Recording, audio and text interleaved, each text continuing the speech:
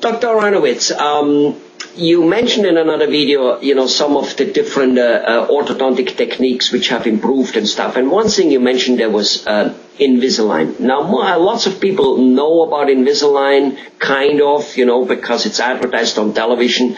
But in the end, they really don't know. And go ahead and tell us a little bit about the advantages and maybe some disadvantages which might be there with Invisalign. Who should have it? Who shouldn't have it? Go ahead. Let us know. Give us the lowdown, please. Okay. One of the biggest roadblocks about, especially adults, getting their teeth aligned is they're just kind of embarrassed about the way their teeth might look while they're in the process of the treatment. Right. And orthodontists have been working for years on trying to make the appliance either less conspicuous or get it to disappear entirely. We haven't quite perfected that yet, but we're getting pretty close. Years ago, a technique of putting braces on the inside of your teeth rather than on the outside of your teeth became somewhat popular. But its popularity has waned quite a bit because it's quite uncomfortable for your tongue to move around with all that metal on the inside. Right. The Invisalign technique is very interesting because it uses a series of clear aligners. An aligner fits over all your teeth very much like a bleaching tray. We also use those clear aligners for, and we have been using it for quite a long time, as a retainer. And so that if you have this bleaching tray, this clear plastic cover that fits over all your teeth aren't going to move very much after orthodontic treatment. Well, we've all played around with, all orthodontists played around with the prospect of taking a model of somebody's teeth and correcting the slight flaw that they might have. One tooth might be a little too long or a little bit too short or rotated, correcting that little rotation on the model and gluing the tooth now into its straight position, and then make a little bleaching tray kind of retainer to fit it. And we've been doing that for years to straighten out minor things. But to straighten out more involved crooked teeth with that kind of technique was too labor intensive, so we kind of gave it up for many years until CAD-CAM technology came out.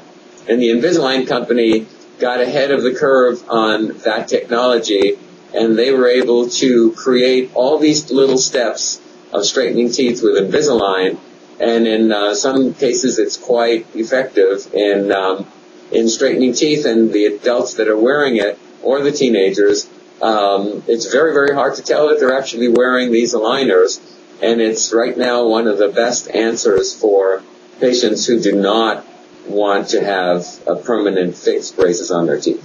I got it. So basically, what you're telling me is that those Invisalign braces really kind of are invisible. Yes, it's really difficult to tell if somebody's actually wearing it or not. All right. Well, let's go a little bit into, for the patients. I appreciate your background on the Invisalign, and the doctors have worked on it, orthodontists for a while, but then with advancement of technology and some company out there basically, taking the lead on it. But so a person gets an Invisalign, he gets those aligners. I guess he gets about 20, 30 of them, and like every couple of weeks he gets a new one to put on, and then he just does that at home. Is that how it works? Tell us a little bit about that in a fast way. Of course, every case is different, but yes, each movement with an Invisalign aligner has to be very, very minor, so that you start off with an upper and a lower aligner, and then after 2 or 3 weeks you switch it to the next aligner, and you keep on switching it until the job is done. If it's an involved case, it could take 30 or more aligners. Often it would take only 10 aligners to straighten the teeth. 10 aligners, if you change it every 2 weeks, could be done in 20 weeks. So at the same time, the orthodontist would monitor the progress, maybe make a little change in the shape of the tooth or the size of the tooth in order for the Invisalign appliance to work. Now, does the patient, every time he changes an aligner, have to come into the dentist every 2 weeks, or does he get a couple, 2, 3 aligners or more to take home, and then he just changes it and stuff like that?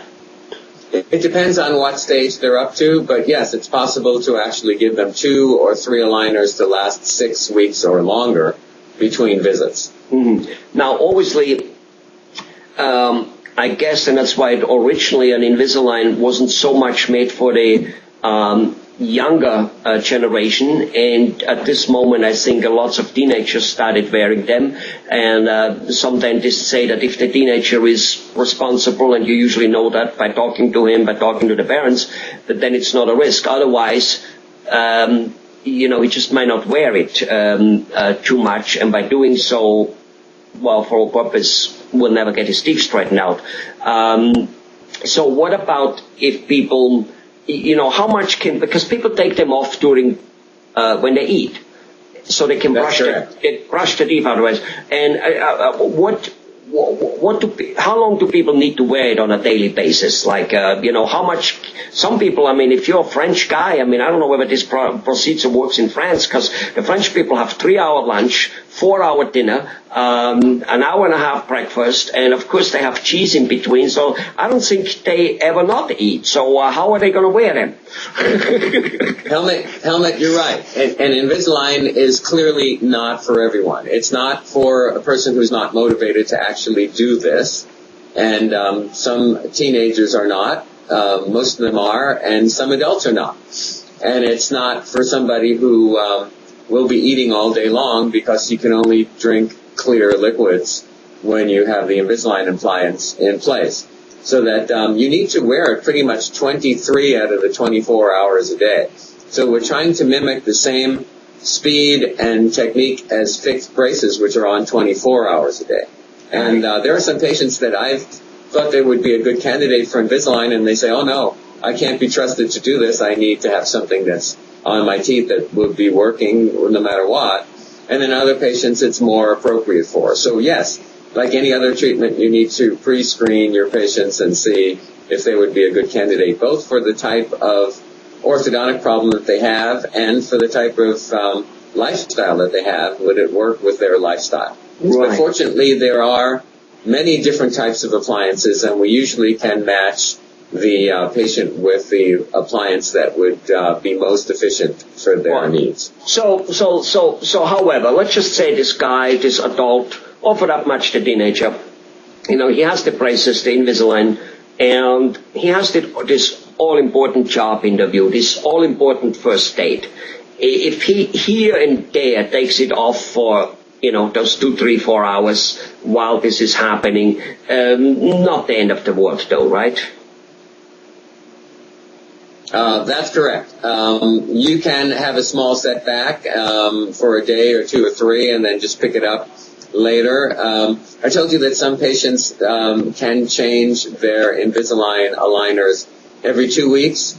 And if it turns out that they've had to skip some time, they can make it in 3 weeks, and it'll still work out fine. It'll take a little bit longer. There are also some other types of removable appliances that that work equally as well as Invisalign, and you don't have to wear it as often. However, it does look like you're wearing a retainer, and some of our patients accept that compromise, that they'll wear it less, but it shows a little bit more, but it's still removable. Well, I guess it's like with many things in life. We can go up the mountain fast with a gondola. We can walk. It all depends what at the time is more appealing to us for whatever reason. As long as we, in the end, get the job done. Now, let's talk a little bit about the fact that one can must clean, I guess, brush the teeth after eating, and there's no wires in that. That must be a big advantage compared to having those wires and having the spinach coming down from the wire like a flag, tell us about that factor, because I've heard that because of it, a big disadvantage from normal braces, where if a person is a little bit on the lazy side and doesn't brush quite as much as he should, which would be me, next thing you know is he might have straight teeth, but he might have gum disease, where with Invisalign, that's pretty much eliminated, except with the super lazy ones. Helmut, you're exactly right. One of the biggest problems we have with braces that are attached to the teeth is that it makes it much, much more difficult to brush and to floss your teeth. And if that's not done, when the braces are removed, people think that when the braces are removed, you're going to see staining under the braces. Actually, you don't. You see the staining every place else except where the braces were. It's kind of like when you're on the beach and you get a sunburn and then you take your bathing suit off. Everything gets burnt except that's covered with the bathing suit. Same thing with braces. And that's a disaster. You're right. You get your braces off, your teeth are straight, but they need some dental work afterwards. With Invisalign, you totally remove the aligners and it enables you to brush and floss properly, and it's a huge benefit for Invisalign. Right. Because if a person does contract some type of gum disease, which might then be there, well, almost a couple of years, because he gets that treatment a year and a half, 2 years, that's a long time to have a little bit of a gum disease. And, as we by now know, gum disease is one of the most serious things a person can have because it affects the whole immune system. It's not just that you have bad breath. It's not just that you eventually might then lose your teeth if you keep it up too long, which is bad enough. But at least dentists make good implants and good stuff these days, so one can replace them. But it's the kidney, the liver, the heart, the stroke thing, the normal immune system, the diabetes, the stillborn babies, which come about because of gum disease, which is much, much more difficult to fix than the tooth loss. And of course, it would make no sense to straighten out teeth, which you then lose because you had gum disease. I'm not saying that 2 years would be enough to make that happening, but at least I don't think a person at any given point wants to have a gum disease. So whether he has braces or not, would you suggest that he makes brushing and still, maintaining the teeth for gum disease is a high priority? Yeah, absolutely, Helmut. You make a very good point with that. But it's interesting that patients that are being seen by their orthodontist, whichever technique that we're using, are seeing an orthodontist on a regular basis, and we get to monitor how they're doing every single month as opposed to every 6 months or less. So it's a really healthy time for them for their hygiene, because they're embarrassed to show up with poor brushing. So that it's kind of like baby care when you have a new baby and you bring the baby into the clinic every month to see how they're growing. Well, these are children that come in to see a dentist or an orthodontist every month, and we are monitoring their brushing and seeing where they're missing. So it's usually a very, very healthy time for them while they're in braces. And it builds very, very good habits for the rest of their life. Good. All right, so what you're saying here is, while perhaps no appliance fits everybody for every case, and that includes Invisalign. Invisalign is a great invention, and should be basically explored by everybody to see whether it does fit, because it has a lot of advantages. Yeah, that's absolutely correct. There are even some advantages, some types of problems that Invisalign works actually better than any other type of appliance. Thank you very much for your candidness. Thank you very much, Dr. Aronowitz. You're very welcome.